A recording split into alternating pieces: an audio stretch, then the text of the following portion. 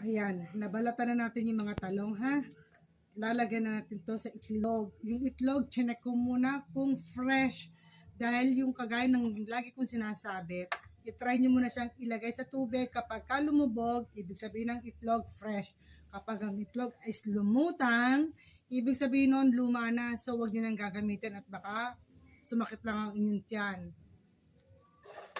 Okay guys, yun ang tip para malaman nyo kung fresh ang itlog na gagamitin nyo.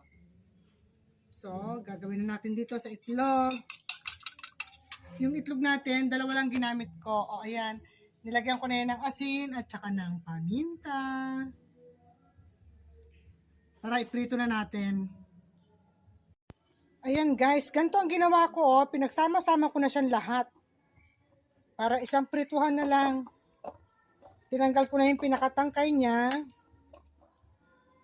At saka natin yan ihuhulog sa kawaling mainit na may mantikang olive oil.